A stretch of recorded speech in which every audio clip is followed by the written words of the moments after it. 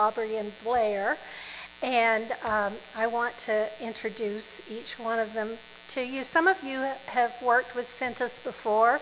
We've had a long collaboration with them over the years. They even worked here at Hope there for a while. We had some counselors who worked out of Hope. And I know when Margaret Hankins was here, Margaret and I went to lots of Centus activities, and we went to game nights and all kinds of things. So they are near and dear to our hearts. Aubree, you want to stand up? I want to introduce you to Aubree Brewer, MSW. She's a dedicated clinician with diverse experiences that have shaped her path in the mental health field. After earning her Bachelor of Social Work from Colorado State University, Aubree worked in various roles, including child protection, community mental health as a case manager, and at a nonprofit supporting expectant mothers. Seeking deeper, long-term connections with clients, she pursued her Master of Social Work at Metropolitan State University, graduating in 2023. Aubree joined Centus Counseling shortly thereafter, where she now provides direct mental health counseling in schools. Currently working toward her LCSW, and they're going to let you know what all of these initials mean in a minute. She is passionate about helping students, families, parents, and communities recognize their strengths and overcome often hidden struggles. When Aubree is not with clients, you may find her singing karaoke with her family, discovering new parks with her daughter, or binging reality TV game shows on the weekends. And this is Blair Buckley. Lots of initials after her name, and I'm going to let her tell you about all of these. She's a resident outpatient clinician at Centus. She completed her BA at Elon University in North Carolina, then took a year to serve as a national mission worker through the Presbyterian USA Young Adult Volunteer Program, during which she was involved in case management for a homeless resource center in Nashville. She then moved to Louisville, Kentucky, to complete a Master's of Divinity degree. She went back to school in 2020 to complete a Master of Social Work degree. She has served in various ministry contexts, including hospital chaplaincy, Christian education, youth ministry, pastoral, congregational leadership, and now spiritually integrated psychotherapy. Blair is currently working toward her LCSW and is especially passionate about psychotherapy, spiritually integrated psychotherapy, working with the disabled and chronic illness communities. There she provides couples therapy, especially with intercultural, interracial, and neurodivergent couples. And if you need to know what that is, she can tell you about it. Blair and her husband spend their free time hiking, spending time in nature, and being slaves to their senior kitty, Mia. She also has met some of our folks by going out to the land and going to some of our services out there. So that's nice to know. So I think Aubree is going to start us off. I think so. Yeah. That'll be good. Thank you, Marsha. Okay. That was a Thank lovely you so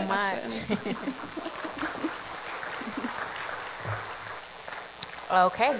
Thank you for the introduction. Welcome, everyone. I hope you all have been having a wonderful day, and I'm excited to kind of share this space with you all. Let me see if I know the quick tutorial that we got. Okay, perfect. Tonight we're going to be talking about understanding psychological trauma. And yeah, I'll kind of walk you through what this evening will look like. So first we're going to take some time to define trauma. I think it's a word that you might hear a lot but not truly understand, like what does it truly mean psychologically and in the mental health field. We're going to talk about some symptoms and treatments of trauma and kind of how we do our work.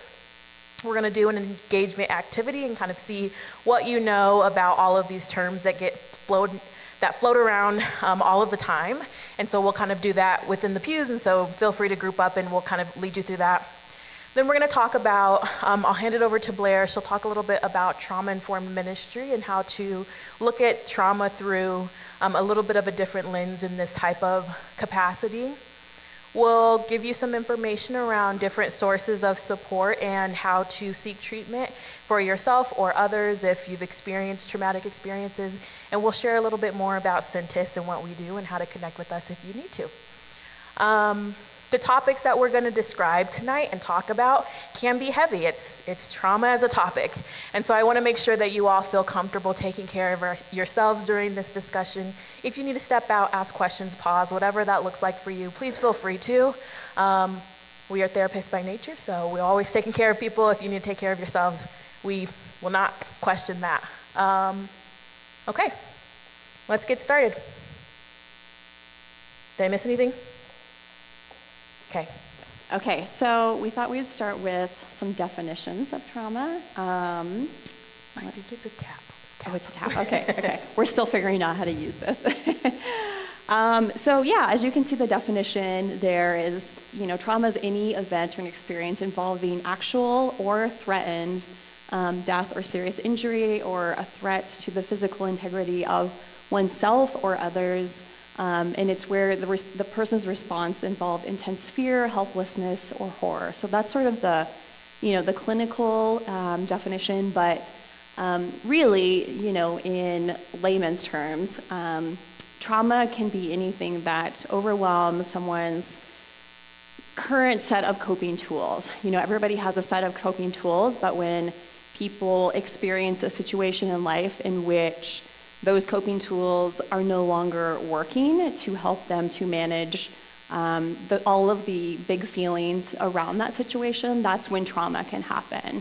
And that's why you can sometimes see people experience symptoms of trauma even when, it's not something like war, which is what people stereotypically think about in terms of traumatic events. So in terms of symptoms, I know you all were wanting to hear a little bit more about symptoms. So in the green box there, blue box there is all the different types of trauma. And the green is kind of some of the main ones. So physical trauma, like, things that can happen in warfare. Complex trauma is one maybe you haven't heard about, and that is generally what that means is when somebody experiences traumatic events in a chronic way, like they happen over and over and over. It's not a one-time situation. So kids that experience childhood trauma can have complex trauma, especially if it involves, their a complicated attachment relationship with caregivers. That can definitely create complex trauma. Acute trauma is when there's a big event, but then the symptoms subside, shortly after the event. And then chronic is any kind of trauma that's more than about a month. Vicarious trauma, that's what we hear about a lot of times when we're thinking of, first responders, or a lot of folks during 2020, during the pandemic, a lot of people experience vicarious trauma.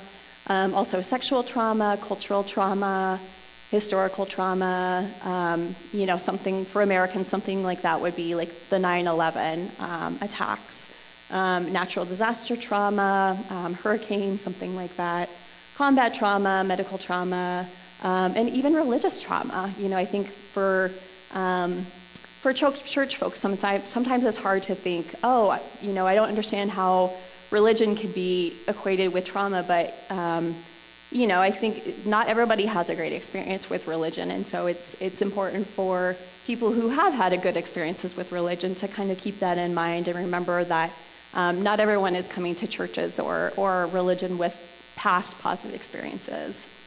And in the blue, there's all sorts of other things that can cause trauma and symptoms of trauma, especially when they are ongoing and chronic and they're repeated patterns within someone's life. All of those things can cause trauma, but they don't always. The interesting thing about trauma is what's traumatic for one thing is not necessarily traumatic for another. So You may notice, something like divorce or separation on there.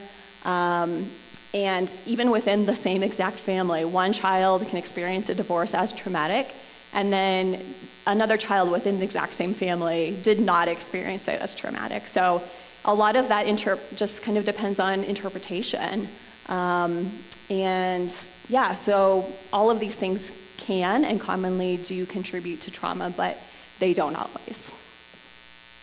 Perfect. I think she nailed it there. So yeah, orange is kind of the definition.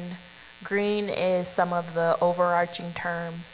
And then blue is some of the sources of where you can, be traumatized. But again, it really can be anything. And one of the things that I learned about when I was learning about trauma, I worked in child protection, as I mentioned before, and there was a child that had a rap sheet very long of all the things that she had been through.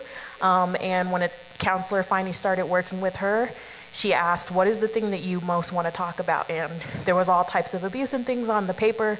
And she wanted to talk about a scary movie that her uncle made her watch. And that overwhelmed her, and it was terrifying to her. And that was the thing that was sticking in her brain and replaying. And so trauma can be anything that overwhelms and floods your system. And so I'll talk a little bit about the symptoms of trauma, but it truly is such a wide and open definition. And so that's why we're kind of breaking it down and always saying it's up to that individual. So, yeah. So some of the symptoms of trauma that I will review are up on the board here. Typically things that you may have heard of before, especially when we talk about combat, things like that, is flashback, nightmares, intrusive thoughts, anxiety, those types of things where you're repeatedly reminded about the event. It can, your lack of sleep and things like that. That's usually what you hear about. Hypervigilance is one of them. We're always kind of checking for that danger. If you are in a dangerous situation, you're always going to be looking out for that. Even if you are, say, sitting in church on a happy day, birds are chirping outside, you are always worried that that danger is going to come back to you. And so that's hypervigilance. You're checking around or, always trying to make sure that you're safe.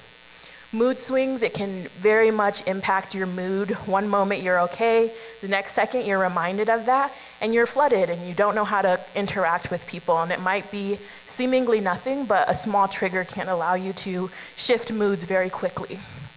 Same thing, irritability, difficulty concentrating. Your brain is flooded and it constantly stays in that state. And so trying to sit and be present with one person can be really difficult. And so you might not be able to concentrate.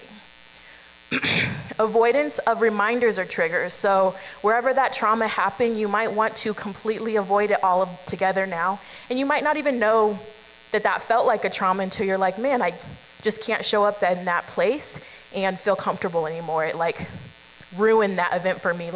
Something bad happened at a McDonald's when you were younger and you no longer want to go to McDonald's. That's something that can happen and you avoid that trigger. Feelings of detachment or numbness. Again, if you've experienced all these different things, it's really hard to be very present. Difficulty sleeping. We talked about the intrusive thoughts. Emotional numbness, low self-esteem. Sometimes you can just feel really detached from relationships and other people because of the trauma that you may have not processed. Guilt or shame about the event. If you didn't accurately get to process what happened to you, you can tell yourself stories of it being your fault or all of these different things, especially when we talk about children that don't really understand how right and wrong in the world works. They can say that it might be their fault, and so they might go feeling guilty or shameful. Physical tension or pain.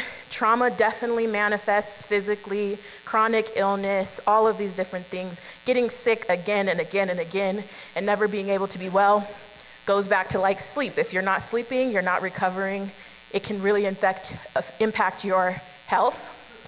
Self-destructive behaviors. Maybe you just can't process through that trauma, and so now you're acting out in different ways. And I see that a lot in the schools when I'm working with students. They experience a big trauma, and now they're behaving in ways that just doesn't make sense for them, and you're not acting like yourself. Something big might have happened that really brings them out of feeling like themselves. Sorry, let me slow down and go to drink of water. Panic attacks, That's just when the flood of emotions becomes too much in that moment. And so you kind of feel like you might be back in that moment, and it starts to feel like your heart is racing and you need to go and you need to run, and you could be sitting right there in the front pew. So that's kind of what a panic attack might look like or feel like. Difficulty trusting others, especially if your kind of worldview is that people should be reliable, people should be safe, people should be responsible, and you experienced a trauma, you might really have difficulty understanding relationships and trusting others. Okay, we're almost there. Overwhelming and sadness, I think that one kind of is transparent, trying to process what you went through. It can be bringing up a host of emotions. Increased startle response, that kind of goes with the hypervigilant. You're always kind of waiting for that other shoe to drop. You're always waiting for the danger to return. And that's your body's way of keeping you safe, but it's overactivated now. It's always going to be looking for the next thing. And that last one, difficulty maintaining relationships.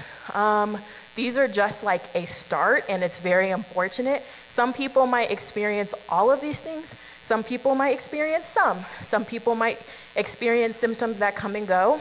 These also might be chronic things where it's been 20 years since you've experienced that trauma, and you think you're just an irritable person, but it actually might be something that you didn't really work through and process and kind of resolve the trauma, if that makes sense. And so that's just kind of a start with some of the symptoms. You think that's a good? Okay, this might be a good time to, oh, hold on. We have coping strategies. Any questions about any of these? We'll have time for questions at the end, so just pop them in your head if you'd like to. So the last thing that I'll talk about, no, it's not the last thing actually. Keep going. Some coping strategies. So not all traumas require professional help and medication and interventions and things like that. Some do, but if you have the appropriate tools, you can engage in coping strategies yourself that helps you recover and process from that trauma. And so some of the things that we engage with clients and show them how to do just in basics, like our first sessions and things like that, I'll read through. So we might practice deep breathing exercises. A lot of that startle response is that your heart is racing and you feel like you're in the trauma all over again. And so as much as you might hear like breathe, it's really like the first thing to go when you feel like you're traumatized. And so something as simple as taking like one deep breath, which is helping me because I'm kind of nervous, can really be monumental for people who repeatedly experience that startle response. And so similarly, grounding techniques can be helpful. Mindfulness and meditation, yoga, it's all about returning your nervous system back to before that trauma happened and reminding yourself that you are safe regardless of the situation that you're in. So physical exercises, journaling and processing some of the mental thoughts that you have around the situation, talking to a trusted friend or family member, engaging in activities, so whether that be art, music, things that allow you to feel in a safe, happy flow state, therapy or counseling, of course.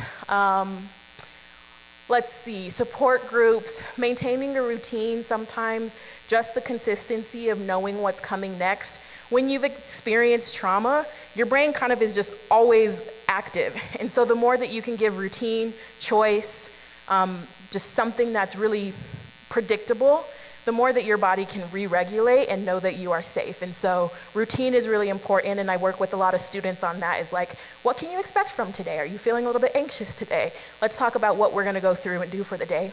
And adults can use that too. Is your days too hectic to know what's going on and you're always feeling stressed? A little bit of routine can help that.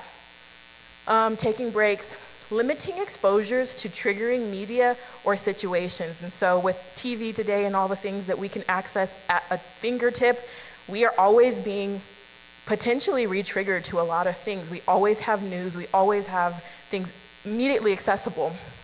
But if you've experienced something like that, even something on your phone like can re-trigger the event. And so making sure that you limit what you're consuming, and children as well. So if they experience something traumatizing, making sure that they're not constantly being re-exposed to it. Engaging in nature and outdoors, it's always grounding and reminding you of like the safety of the world is like nature, it comes and goes. And gratitude, positive affirmations. These are just some of all of the like coping skills that we might learn in therapy to offer someone to process trauma. Yeah. Okay, thank you. Okay, I will try and make this like the least boring part because it's a lot of jargon. So I'll try and make the jargon very palatable. We also use specific modalities that are clinical modalities when we're treating trauma. And so I've listed a few of them up here, and I'll kind of go over some of just the overarching ideas. Blair, please feel free to hop in because, again, they're heady like clinical stuff that we do. Mm-hmm. The top one is cognitive behavioral therapy. And when you've experienced a trauma, you kind of make up ways that you believe the world interacts. And so someone has done something wrong to you, you now believe that everyone is going to do bad things to you, and so that is what you now believe in your head. And that impacts the way that you interact with the world. Cognitive behavioral therapy works to rewire some of the structuring in your brain and the things that you're telling yourself. So I can meet someone new and believe that they will treat me well, even after experiencing that trauma. And so CBT is a lot about cognitions and what we think and how that impacts our behaviors. Psychodynamic therapy, dialectical behavior therapy are just kind of variations of the same kind of situation. We're working on cognitions in different modalities. Humanistic therapy emphasizes personal growth, self-acceptance, and finding meaning in life. And so that probably is the closest thing to like finding a church community and reconnecting with someone and people that build purpose and all of these different things. And so that's kind of a lens that we can look at. Something you all might have heard about is EMDR in treating trauma. And so EMDR stands for eye movement desensitization and reprocessing. And I am not EMDR trained. Are you EMDR? I'm not either. Okay, so you can get a specialty training in EMDR, but that's something that uses bilateral stimulation to reprocess traumatic events. So essentially, you go back to the experience that you experienced, and you're gonna do some like, I don't even know how to explain it, but if anyone's interested, I'd happy to tell you, but essentially they help you reprocess the event and essentially kind of heal the trauma that existed by going back into that trauma, which can be really intensive, and like you would have to kind of have a therapist already with you to do that type of thing. But there's all these different like very deep modalities that we can use to help process these things. And then some of the other ones that are less wordy, animal-assisted therapy, music therapy, group therapy. I mean, you could say that a church community is group therapy in itself. And then again, the medical route, which you're using medication to treat some of the trauma that you're experiencing, the startle response, the anxiety, calming the anxiety, and all of those things to help you better process. So there's a lot of modalities, a lot of ways to treat trauma. And if you have any questions about it at the end, feel free. We can go back to any of these one words if you're like, I want to know more about that. We can spend some time on that for now. But I think we'll take a pause here. Thank you for listening to all that. And we are going to do a quick kind of game. All right, so I know that the slide says in groups of 3 to 6, but we're actually going to have you all be a little flexible here, and we're going to put you into groups of 3 to 4 people. So it looks like everyone's pretty well spread out, but maybe gather, if you can kind of cluster with people around you or maybe people within your pew. We're going to do something kind of fun and engaging here to mix things up a little bit tonight. If you have children or maybe grandchildren in your lives, I'm guessing you've heard some pop psychology terms. And so we're going to play a fun little game here to try to match the pop psychology term with its actual definition. Maybe not the definition you've heard from, the person in your life, especially maybe like Generation Z or something loves to throw these kind of pop psychology terms around. So maybe they didn't necessarily say it in the right way, but you'll learn tonight what is the exact definition of these things. So we have our wonderful helpers helping to pass out these cards, and We have paper clips, lots of paper clips as well.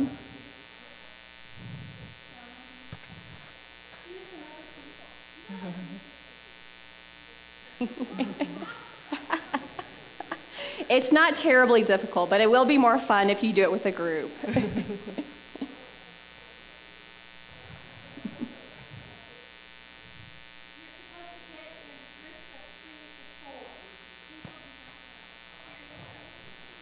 Yes, and I encourage you to join with some people you don't know. This is always a fun way to get to know some new people, right?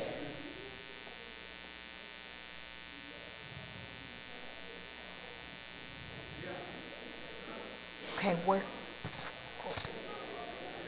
All right, we'll give you all about 8 to 10 minutes to do this activity. Is 7:15 we started? It's really late though, so probably like 7. Okay. 7:20 is when Q&A. I think we're good on time.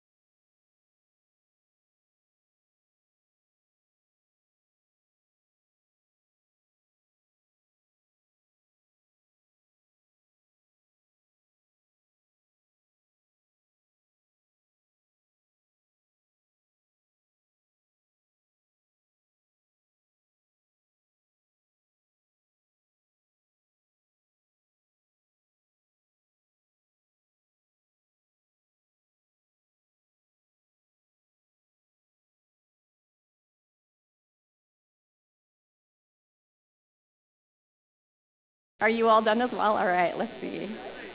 We'll check them. Maybe it's traumatic to make this a win-lose thing, isn't it? Yeah, that's a good idea. Yeah. Yes, that's correct. Yes.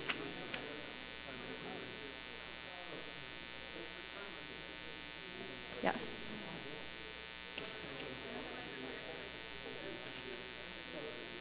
Yes. Yes.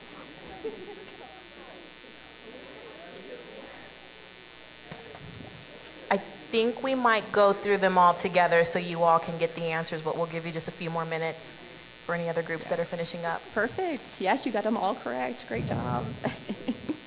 Oh, actually, maybe I'll take that from there. Thank you. Does anyone need a hint on anything? You stuck on any of them? We'll go over the answers in a second.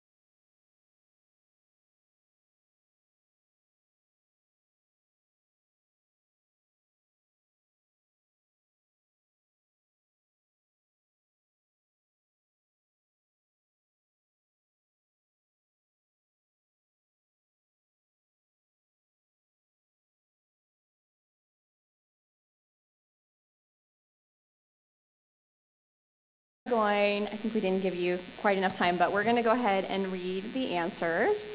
Okay, so trigger is when someone, sometimes when they have an actual PTSD diagnosis, but not necessarily, but when they experienced, someone who has experienced a trauma experiences a certain sight or smell or sound that reminds them of a particular traumatic event.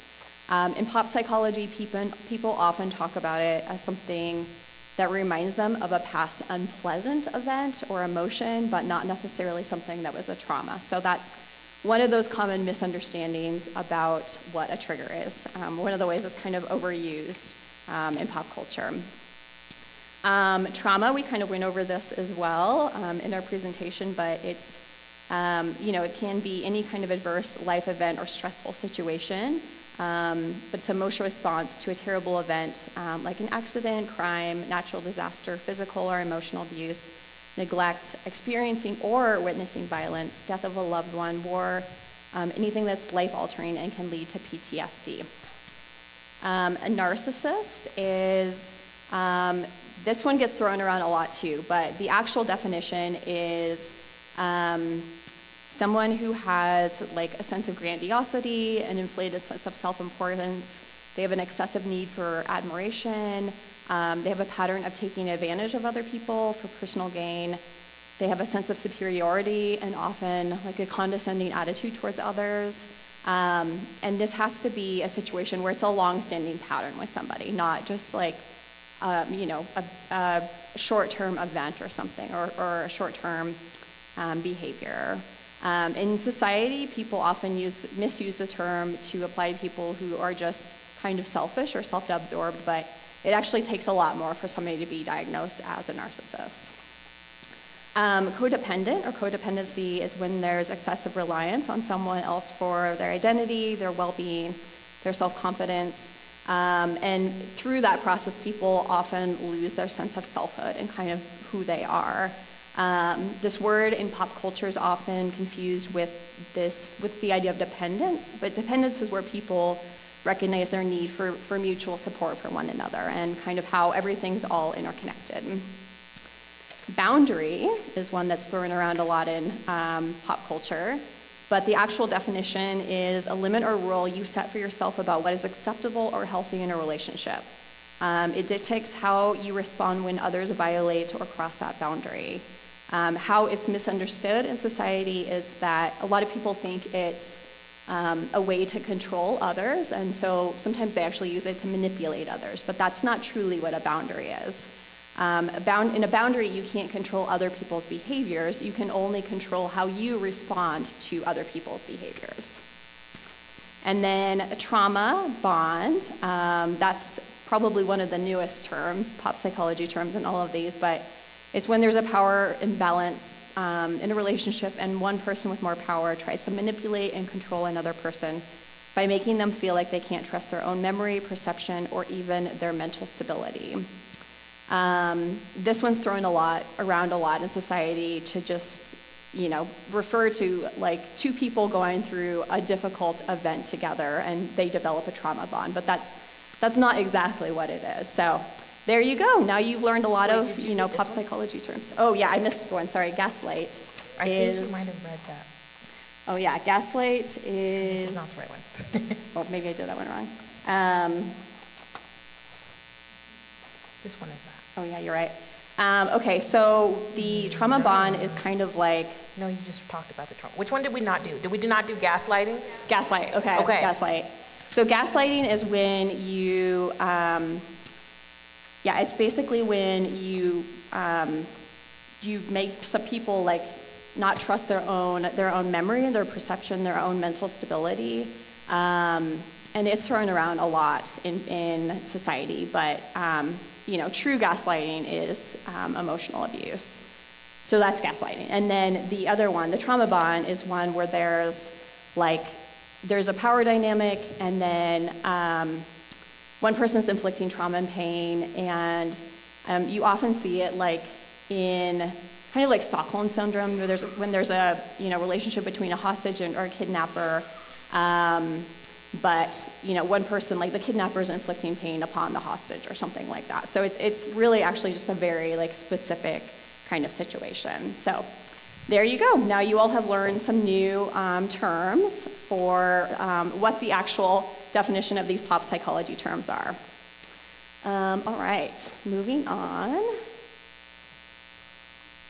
Okay, so the next part of our presentation is about trauma-informed ministry. And trauma-informed this, trauma-informed that is definitely a buzzword these days. You may have heard a lot about trauma-informed care. So I could probably do an entire presentation on what trauma-informed ministry is, but I don't want to keep you all here, all night. So we're going to just keep it brief, and I'm going to go over kind of some of the main stuff for trauma-informed ministry. So the first thing that's really important for trauma-informed ministry is to check your language. So think about what are ways that you can empower and be inclusive of people who have experienced trauma, including being mindful to not over-pathologize them or write them off as a lost cause. Try to be conscientious and mindful of the words and the language you use. One way to do that is using person-first language instead of disability-first language. So if someone has bipolar disorder as a result of a trauma, talk about them as being somebody who has bipolar disorder, not somebody who's bipolar. Also try to always remember and think about trauma as something that has happened to someone, not who they are as a person. It's something that happened to somebody, but it's not who they are. So just those are small shifts, I understand, but the language like that can make a huge difference. Next is don't try to practice outside of your scope of competency and working with people with trauma, and that includes for pastoral leaders. There's no shame in referring somebody out to get professional help, to get professional counseling, and sometimes when people are trying to practice outside of their scope of competency, it can actually do more harm to people who have experienced trauma than good. Next is to practice integrity, trustworthiness, and transparency with all people involved in the church. I think this is something that churches strive for anyway, but especially for people with trauma, this transparency and honesty is so, so huge because so many people with trauma have a lot of distrust towards people. Next is just remember that you're not entitled to know anyone's stories.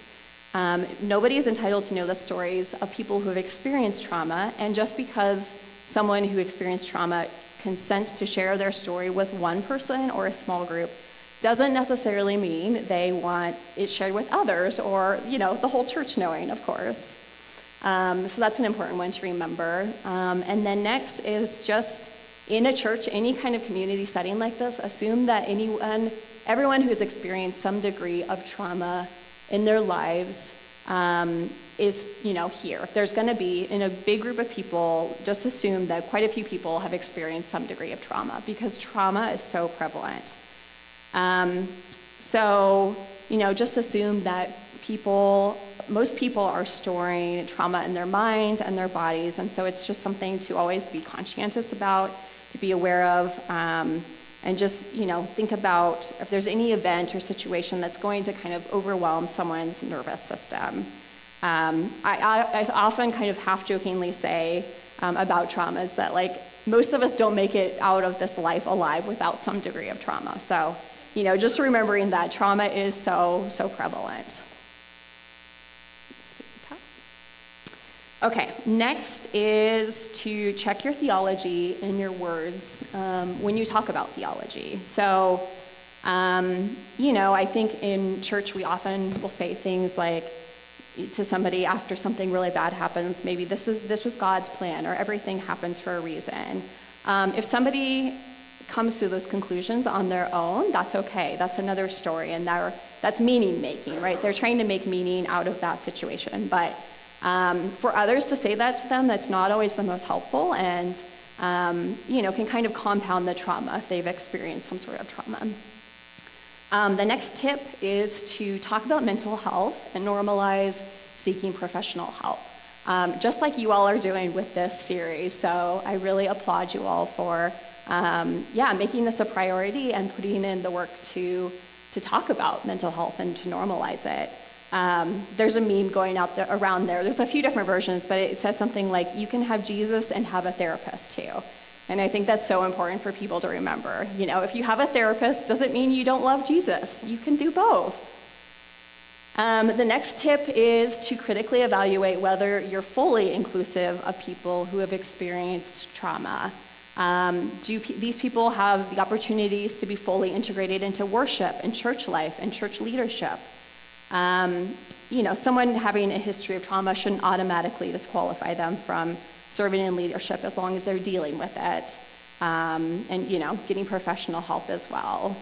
So looking at policies as well, are there church policies that kind of limit someone's ability to be fully included? The next tip is to cultivate a culture of learning and mutual growth and humility of all kinds, especially cultural humility. And cultural humility is it's not only about, being open to learning about other cultures different than your own, but it's also about remembering that you'll never have arrived in fully understanding another culture. You always have to be open to learning more and more, and it's an ongoing journey. So just having that humility is so important. And for especially newcomers that have experienced trauma, it can be a very intimidating experience. So when church communities can model that learning and that vulnerability and that spirit of humility, it can make such a huge difference for people with trauma.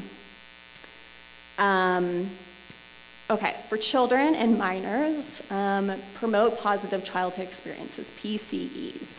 So PCE stands for Positive Childhood Experiences, and these are any childhood experiences that help children to feel safe and stable, nurtured, and that foster a sense of belonging. And these are things churches do really, really well. PCEs are really powerful antidotes to ACEs, adverse childhood experiences, which are, the traumatic things that happen to children that we often think of as scarring them for life. But if children have those PCEs, the positive childhood experiences, it can be a really important counterbalance to those ACEs and really mitigate some of the impacts of the ACEs as well. And so, yeah, as churches, I really encourage you all to just encourage, intergenerational relationships, so many different opportunities for adult mentors to mentor young people, especially if young people maybe don't have great relationships with their caregivers. The next tip is to acknowledge your power and perceived power.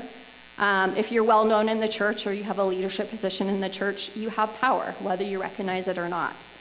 And if you are, really integrated into the church, you have perceived power to somebody who's new to a church, especially somebody who has experienced trauma. So just always being conscientious of that and how you're perceived by others and modeling that humility. Finally, if you are as a church, trying to, create multi-sensory worship experiences, please always be mindful that sometimes unusual lights and sounds and smells can be a trigger for people who have experienced trauma, who have PTSD. And last one is, this is as important for children as it is for people with trauma, but offer choices as a way to promote autonomy.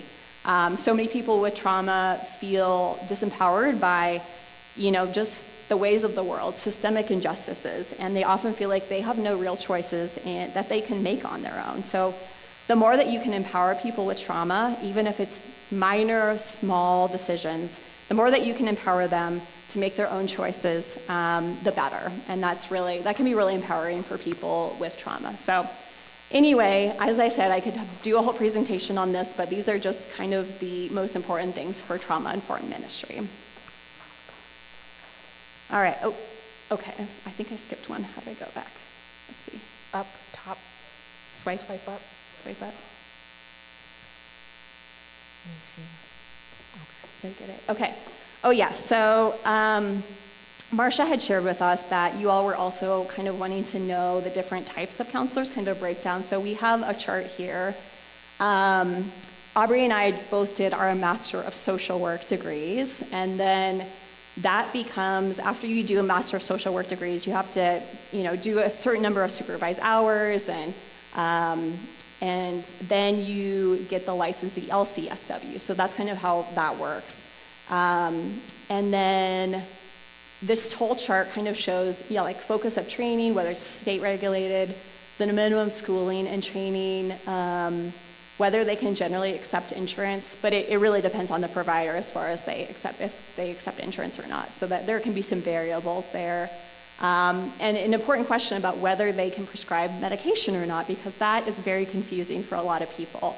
A lot of people will mix up psychiatrists and psychologists and therapists. So it's important to remember that for prescribing medication, only psychiatrists can do that, licensed psychologists can do that, and we didn't get this on this chart, but also psychiatric nurse practitioners, which are becoming more and more commonplace for people to use to get psychiatric medications, is to go in through a psychiatric nurse practitioner as well. But the other ones cannot prescribe medication, so that's kind of important to know. And each person, really has their strengths as far as their training and their focus, and so it's really just a matter of kind of looking for what you're looking for, searching for the best fit for what you're looking for in a therapist. All right, and a little bit of shameless plug here. If you all are ever interested in connecting with Centus counselors, here is how you connect with us. The best and easiest way is to go online to www.centus.org, and you'll see that green button that says Seeking a Clinician. Click here to connect with us. Click there. You'll enter your demographic information and what you are looking for with therapy. And then Aubree and I are both actually pretty involved with the intake and referral team, so you probably would hear from one of us or one of the other resident clinicians there as well. Or if you're somebody who prefers, phone calls, you can always call. Just call that in extension 102 and leave a voicemail, and we'll get back to you that way as well. How is our time? 5 minutes? Okay.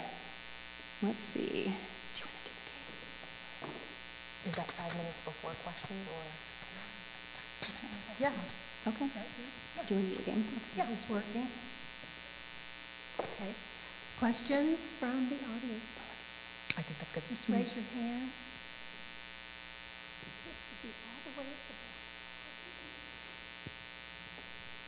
back. Can you talk a little bit about, usually in situations of drug abuse or alcoholism, codependency and someone being an enabler?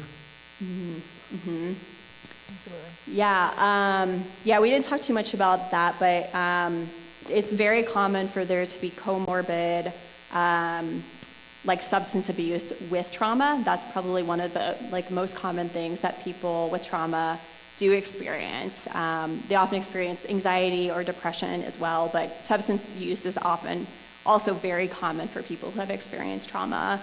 And yeah, the codependency thing is tough because I think a lot of people, especially, church folks who tend to be very caring and care about, taking care of people, but anyone who has a loved one in their life they want to watch out for and care for, it's always tempting to kind of fall into that codependency pattern. And I think, we definitely see people come to therapy who just need help with the codependency. They don't have a substance use disorder themselves, but they realize that what's they're doing, the pattern that they're in with the person with substance use is not working. And so they come to therapy and, seeking some help to kind of navigate that, how to set boundaries with their loved one with substance use, and how to care for themselves in the midst of that, how to kind of untangle themselves from that codependent pattern. Do you have anything to add, Aubree? Yeah, and I just say, as a part of some of the clinicians that we listed, substance abuse, addiction counselors are there, and there's also family support groups. So if you're experiencing that with someone who's, experiencing a substance use disorder, you might need some support of how do I get out of this codependency? How do I actually support? How do I set those boundaries? How do I get them to develop more coping skills and things? And so there's a lot of different type of professions, and so if ever that's a question, you can always reach out and say, who would I need for this certain thing, and we can point you towards the counselor with that specific background. Great question. Thank you.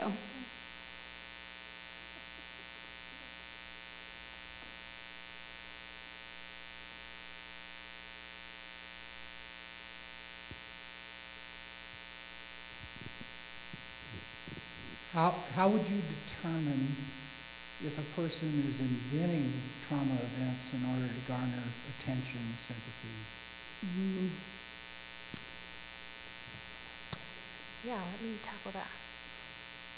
So that might very well be the case. I work with a lot of children, and their imagination and all of those things can be very all over the place with that, and it might be for reasons of getting attention. However, especially as therapists, we don't technically ask whether that event happened or not. There's a reason that brings you to saying that that event happened, whether that be attachment issues and wanting the relationship, not having someone in the home or wherever you are, or adult relationships or whatever, that are fulfilling enough on its own without the trauma. So if you're creating trauma stories, maybe it's because you have actual attachment issues and you're wanting deeper relationships with people, and so the story gets the attention, you know what I mean? And so our jobs as counselors, therapists, whatever our background is not to determine whether the trauma happened, it's to help us and develop coping skills for it. And so relationally, you might want to know if someone's honest or not. Did that happen? Tell me the truth, and all of these things. As our roles as professional, it's what brings you here to tell me that story? What coping skills do you need? Tell me about your relationships with people, and not necessarily did it happen? That might come out years down the line of I've been processing this thing that's never happened, and hopefully we develop skills that helped you figure out why you needed to come up with those types of stories, right? And so relationally, that might be a situation where you need counseling, couples, families, or whatever that be, even with friends or whatever that looks like, to understand why someone would lie about something like that. But there's usually a deeper cause of some other type of trauma. Maybe it's not a big event like an accident, but maybe it's a relational trauma that happened that makes you feel like the only reason you can get attention is through telling stories like that. So it kind of is not our job to figure out why or how the truth happened, but just to help you with the coping skills. I hope that answered it. Well, Yeah. if you don't know what's driving that, then your treatment, if it's attention getting, then your treatment may not have any effect. Because you're treating the wrong thing, is why I'm asking that. That's true. I would think you'd want to know that. And I certainly think we've all known people who are constantly coming up with trauma events, and they want our attention more than anything. So that was one issue. The other issue is when you're going over trauma symptoms with people, is there anything you do to try to identify if there's a deeper psychological behavioral issue such as manic depression, schizophrenia, obsessive compulsive? Are there ways to identify that in your process for trying to treat trauma? Yeah, that second question is a great one because there can be so many overlaps in symptoms between so many different mental health disorders, right? I mean, I think the place to start is whether, assuming someone's being honest, just kind of survey them about what they've experienced in their past. That's usually the part of any kind of intake therapy session. It's kind of going over someone's whole history and finding out like what are the events that happened in their life that were difficult, that overwhelmed their current coping, tools, and kind of factoring that in, and then kind of seeing if the symptoms they are experiencing could be explained by just that trauma, and if not, doing some more digging, doing some more evaluations for other mental health conditions. I think that, most therapists are pretty skilled at pattern recognition and kind of understanding, kind of going back to your first question about the line, if that's a pattern. Like most therapists can kind of start recognizing that, if there's a pattern of lying, they can usually tell if they're being lied to by the client. And sometimes you see that with personality disorders, but most therapists are pretty skilled at kind of recognizing that. So, therapists use all the tools in their toolbox to kind of evaluate what are all the different factors going on to impact someone's functioning. And those factors also could include social factors, like relationship factors or how things going on in the world are impacting the person as well. So everything. Thank you. Yeah, thank you. Anyone else?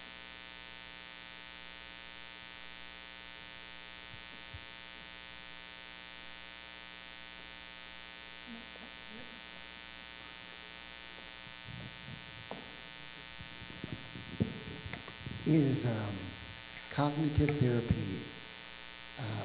one of the best ways to help someone with trauma? Like when you think when is the next shoe going to drop? That hypervigilance, that kind of stuff, not trusting. If you can get around maybe cognitively saying, can you do some self-talk and see what's really happening? Because maybe your perception is based on a trauma event that's not really real in this current situation. Yeah, that's a great question. So CBT is one of those evidence-based modalities. There's been so much research on it, and it's widely used because it is so effective, including with people with trauma. But with these therapeutic modalities, there's no one-size-fits-all. What works for one person really well doesn't necessarily work for another person. Some people with trauma do really well with those kind of modalities that I call the head down modalities. So it's, head down, you're examining your thoughts and kind of trying to change those patterns, those thought patterns. But some people, that just doesn't resonate with them. And so some people really do better with like somatic therapy, what I kind of call body up. Dance-based therapy, movement-based therapy, things that kind of help people get back in their bodies, because a lot of people with trauma, they're so disconnected from their bodies, and that's the survival mechanisms that they have developed over the years because of the trauma. So CBT can be very effective for trauma, but it's not the only one that is used, and it's not a perfect fit for everyone.